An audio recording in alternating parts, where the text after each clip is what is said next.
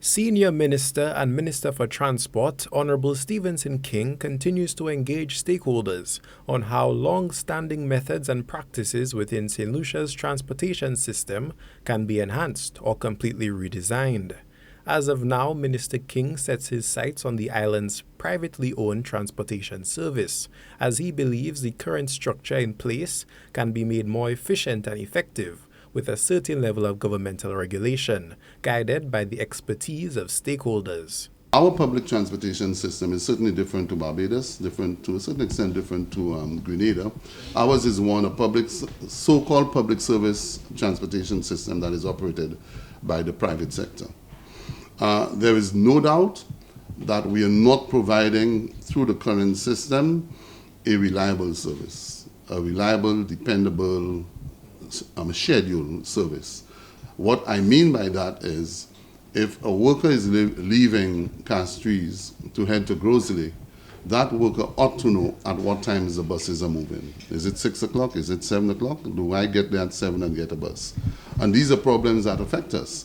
So we believe that once the report is given to the government of St. Lucia, we can then have some level of public consultation, not only with the bus drivers, but also with the private sector, with the consumers, etc., so that they can at least study the recommendations that are being made. The Transport Minister firmly believes that public transportation along the island's main road networks would be better regulated under government ownership.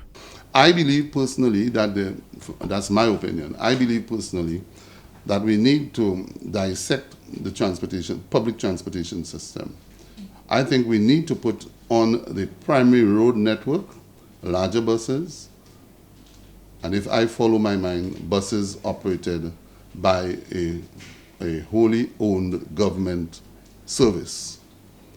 That service will be one, Grosley to Castries,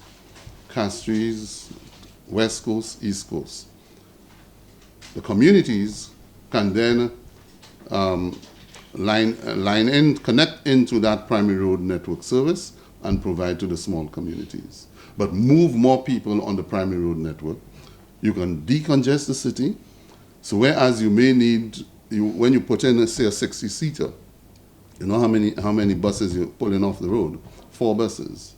Okay, but the 4 buses now would be able to operate at the community level. In presenting strategies to improve island-wide public transportation, Minister King clarified that these are his personal views and recommendations. These are some thoughts. These are not the decisions of government. That is only a thought as to how we can proceed to provide what I call mass transportation. Okay? The idea is to see how we can resolve the problems we have at this time in the country. Honorable Stephenson King intends to include stakeholders in a discussion on enhancing public transportation for the island. For Choice News Now, this is Obi Offer reporting.